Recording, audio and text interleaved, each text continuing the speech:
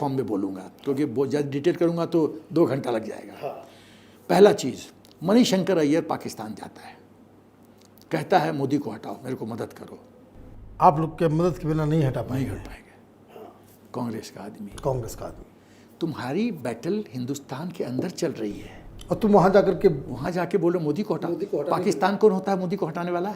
और पाकिस्तान कैसे हटा भी कैसे देगा? हटाएगा? पहली बात, 26/11 हुआ तो उस समय के एयरफोर्स चीफ गए सरकार के पास कि मैं रेडी हूँ काउंटर अटैक के लिए, एयर स्ट्राइक के लिए, अनुमति दी जाए। कुछ नहीं, फाइल दबा दी गई। और जब ओबामा ने, एक्स प्रेसिडेंट ऑफ अमेरिका ने पूछा मनमोहन सिंह से एक मीटिंग में कि हम भी जानते हैं और आप भी जानते हो कि पाकिस्तान इन्वॉल्व था, क्यों नहीं अगेंस्ट पाकिस्तान के अगेंस्ट एक्शन लिया, क्यों नहीं लिया? मनमोहन सिंह कहता है इससे हमारे हिंदुस्तान के रहने वाले मुसलमानों को गलत सिग्नल जाएगा। वोट बैंक की इतनी तुष्टीकरण, इतने जूते चाटोगे, चप्पल चाटोगे, क्योंकि सत्ता में रहना है। भारत माता कुछ नहीं है, उसकी सुरक्षा कुछ नहीं है। 167 लोगों की मौत हुई और तुम रेडी, और सेना तैयार है काउंटर अटैक के लिए। मोदी जी ने बालाकोट किया ना। तो लगता है इसीलिए इनको राष्ट्रपति बनाना चाह रही थी सोनिया गांधी। राष्ट्रपति बना देती, पाकिस्तान खुश। तीसरी बात, 2008 में Congress party as a party MOU sign करती है चीन के साथ। एक दुश्मन देश के साथ एमओयू साइन होता है। आज तक उसका टेक्स्ट पब्लिक डोमेन में है? नहीं है। सरकार के पास है? नहीं है। क्यों नहीं मांगा जा रहा है कि वो जो पूरा एमओयू है हमको दिया जाए पेरूसल के लिए? क्यों नहीं? राजीव, जब डोकलाम हुआ था तो राहुल गांधी एम्बेसडर के साथ डिनर कर रहे थे। अभी नेपाल में चाइनीज एम्बेसडर के बगल में पता नहीं वो क्या पी रहे थे, भगवान जाने, पिक्चर बहुत ठीक से दिखा नहीं पड़ा, और टी शर्ट पहने हुए थे, बड़ा अच्छा सा टी शर्ट था, हैंडसम लग रहे थे, लेकिन ऐश कर रहे थे। ये देश का एक आदमी जो प्रधानमंत्री बनना चाहता है वो दुश्मन देश के साथ ऐसे फ्लर्ट कर रहा है। ये हमारा देश, मुझे तो विश्वास नहीं होता कि मैं क्या ये सही देख रहा हूँ। मिशेल सेक्टर में, मैं इसके पहले आता हूँ, हिंदुस्तान आर्मी के हाथ बंधे हुए थे कि पाकिस्तान का गोली का जवाब तब तक नहीं दोगे जब तक दिल्ली से खबर नहीं जाती। मिशेल सेक्टर में कर्नल पठानिया ने गोली का जवाब गोली से दिया।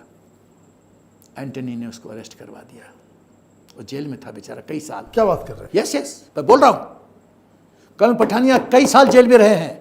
ये मोदी सरकार की बड़प्पन है, उस बेचारे को निकाल दिया कर्नल को। My God. कर्नल पुरोहित को किसने फंसाया?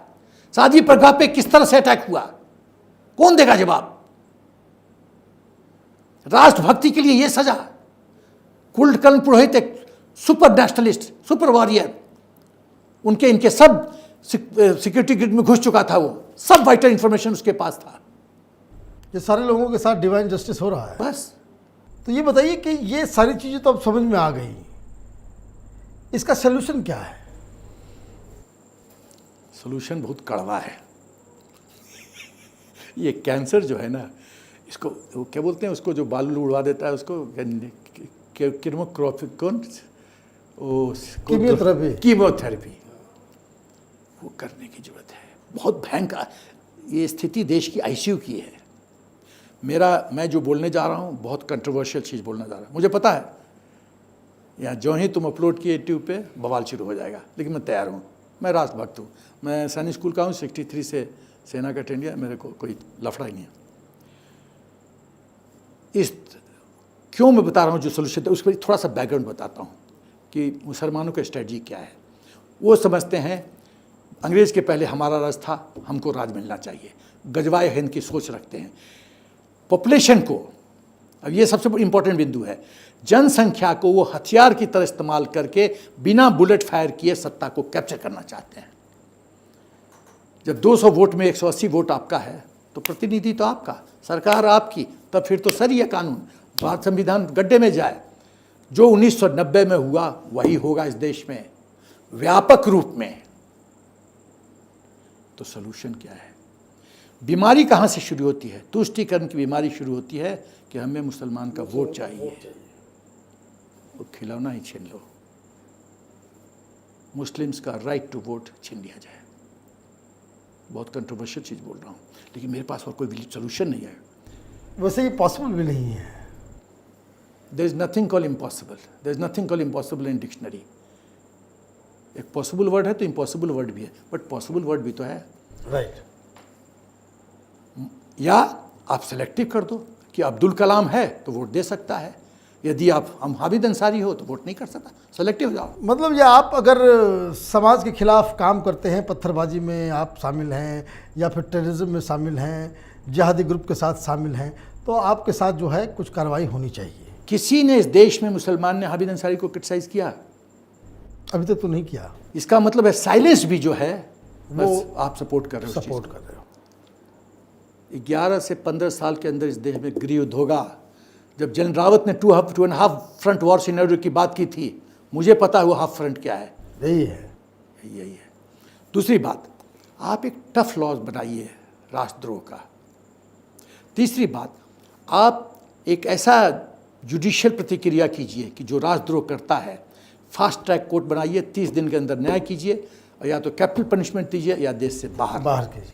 चौथी चीज़, कोई भी पॉलिटिकल पार्टी का इंडिविजुअल जो राष्ट्रद्रोह करता है पॉलिटिकली बैन कीजिए। बिल्कुल, ये मेरा सजेशन है। अदरवाइज देखो, tough situation demands tough decision. Right.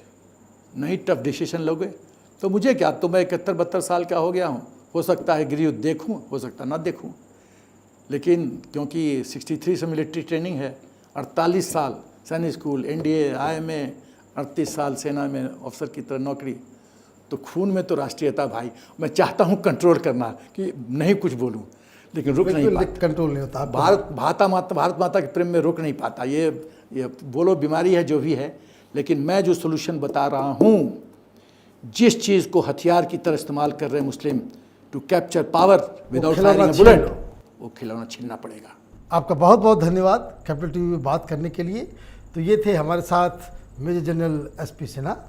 उन्होंने बताया किस तरीके से हामिद अंसारी ने हिंदुस्तान को एक ऐसे दलदल में लाकर के खड़ा कर दिया जहां आपकी जो सुरक्षा एजेंसियां वो खतरे में आ गई, और जिस हिसाब से कांग्रेस पार्टी ने हामिद अंसारी को राष्ट्रपति बनाने की इनमें सनक चढ़ी थी, हिंदुस्तान बच गया।